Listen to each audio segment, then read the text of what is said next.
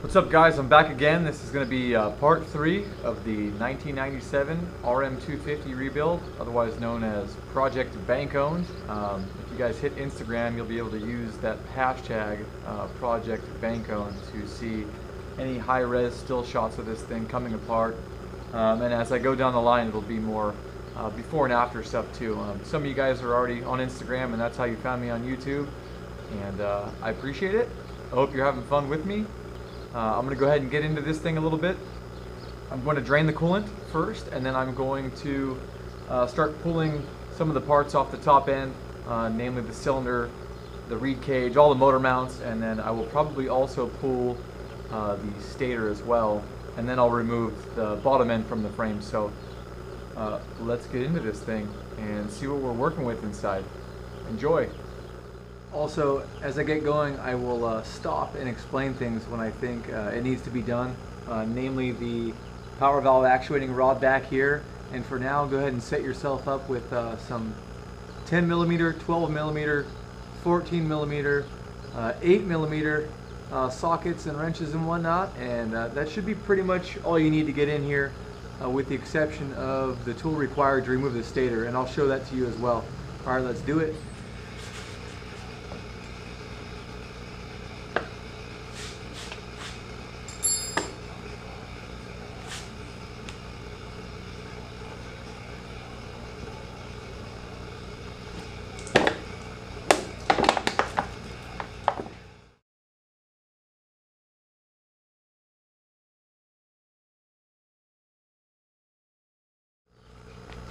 Alright, so I have all the radiator hoses disconnected. I'm going to go ahead and pull the radiators off, and then I'm going to open up the power valve linkage arm door here, or cover, and start popping everything else off the top end after that.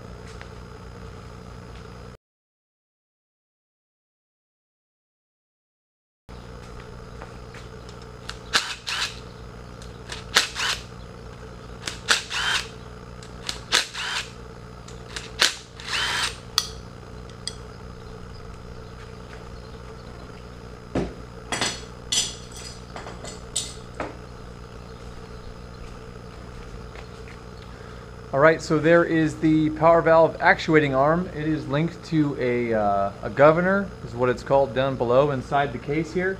And when the engine reaches a certain RPM, the centrifugal force generated by the engine will push the gear outward, which raises the arm, and the arm opens the power valve or exhaust valve inside the cylinder here. And that's sort of where the hit takes place when you're riding a two-stroke, when it really comes alive. So this needs to be taken apart. It's only retained by a small plastic clip. Be careful not to break it. All Suzukis are like this.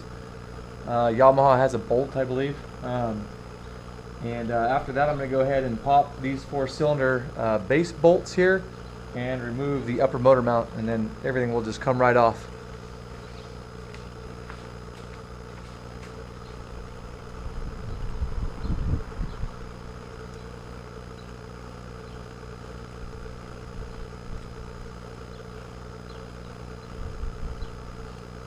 That's it. The arm is now loose. You just want to be really careful with this thing. I'm sure you can replace it, but why replace it if it's not broken, right?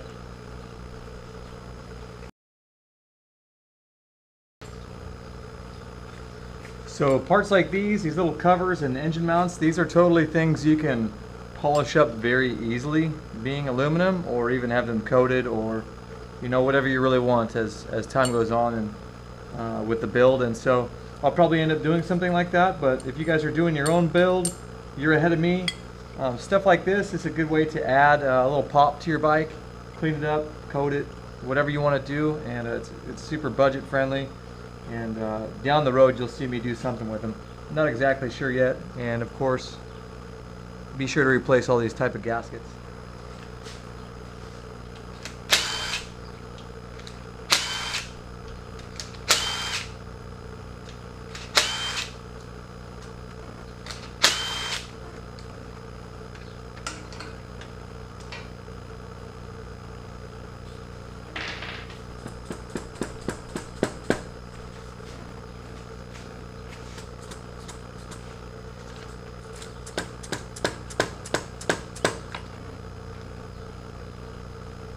That baby is on there.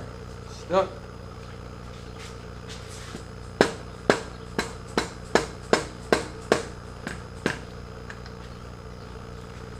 So I just shocked it with a rubber mallet. You don't want to hit that with anything metal or a regular hammer. It would be very damaging to the part. So something non-marring when you need to shake something loose.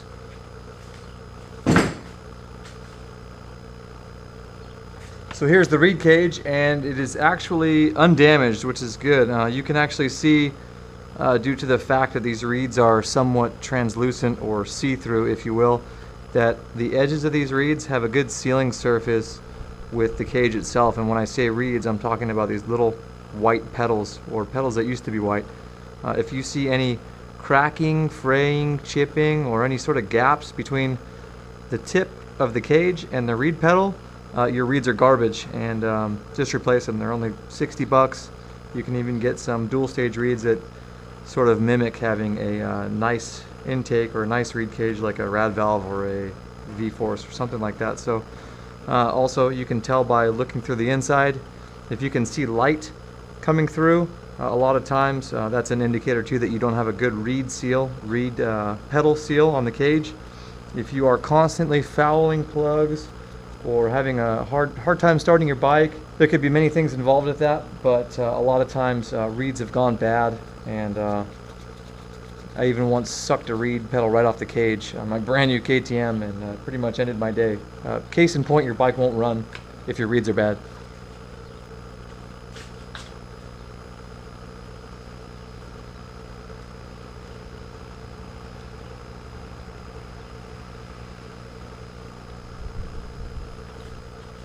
Definitely need to remove the spark plug before you lift the cylinder.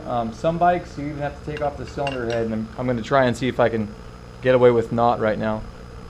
Actually, I take that back. I'm just going to rip it apart so you guys can see it.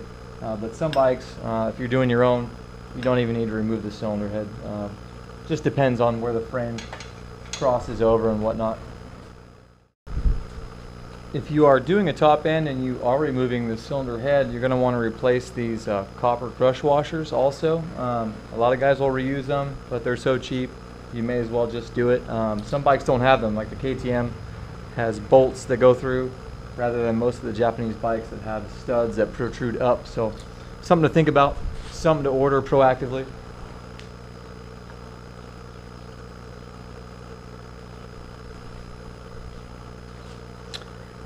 There you go. There is a typical two-stroke cylinder head. It does have a lot of carbon buildup, but it doesn't appear to have any gouging or damage. So a lot of times when the bike gets hot, you'll see pitting, or if it's running lean, you'll hear it A, rattling while you're riding, and B, once it finally blows up, you'll pull this off and you'll have a bunch of eroded alloy or metal that's sort of just fallen away.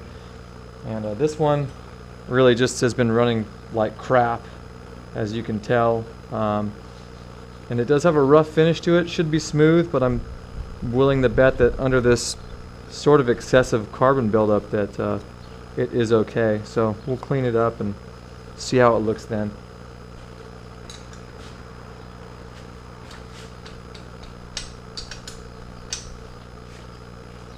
I'm also removing this cylinder in a crisscross pattern. I sort of screwed up on the head, got ahead of myself, the cylinder head, and did a half-ass crisscross pattern. But the idea behind this is to save parts from warping.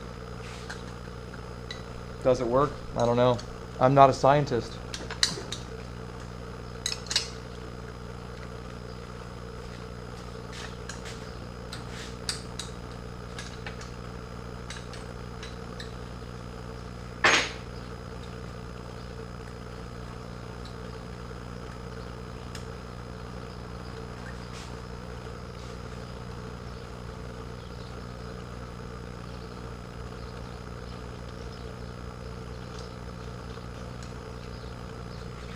You can always tell which one was behind the power valve cover.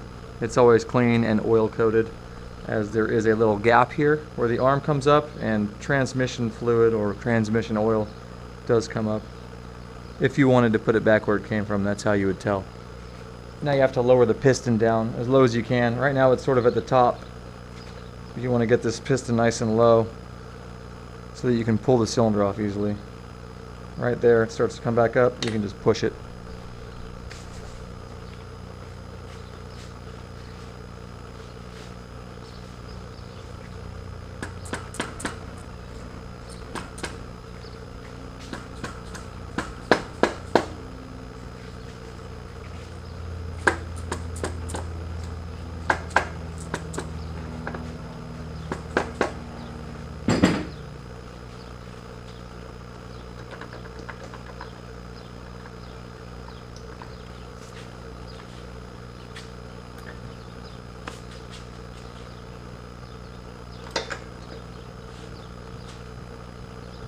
That's that.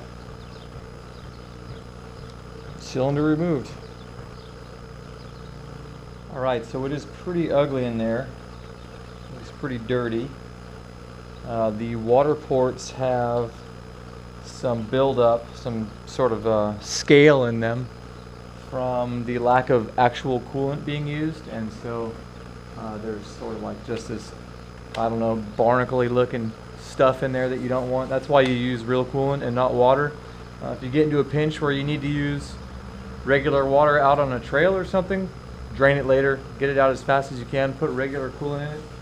I'm going to go ahead and check the crank for play up and down.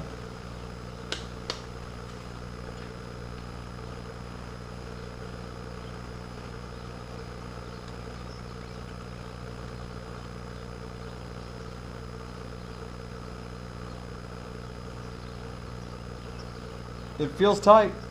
That's pretty cool. It's a good sign. It doesn't tell the whole story, but it's you know, it'll tell you a little bit about the bike, and you know, there's a chance it could have been replaced, though I doubt it. And yeah, that's good. It's a good sign. A lot of residual oil or premix left behind. This bike looks like it filled up with fuel at one point. Maybe the carburetor float stuck or something, and it just, when that happens, the float of the carburetor will overflow into the cylinder, and then it all goes down and sort of washes the crank area. And this has been sitting so long that if that did happen, the gas sort of evaporates and goes away, and it leaves behind residue from the premix. Just sort of leaves the premix oil behind. So I guess better to be over-lubed than under-lubed in that case. Alright guys, so next I had planned on removing the flywheel or stator, and it turns out I had the wrong flywheel puller tool. So I'm just going to skip that for now. Anyhow, the tool looks a little bit like this. It sort of threads in, and then there's a center bolt that pushes on the end of the crank, and it pulls the stator out. So this one was for CRF 250R, or not a two-stroke. So I need to order the right tool, and we'll just skip it for now. So I'm going to go ahead and rip the bottom end out.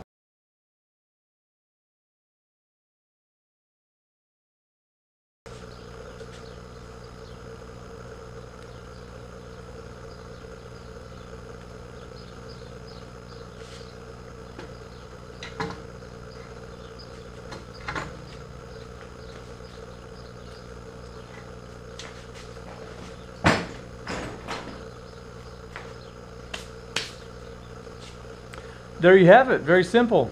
So now that the engine's out, I will probably go ahead and remove all of the parts from the rest of the frame, like the foot pegs and all of the little rubber grommets above and below. So whatever I need to do to basically prepare it for powder coating.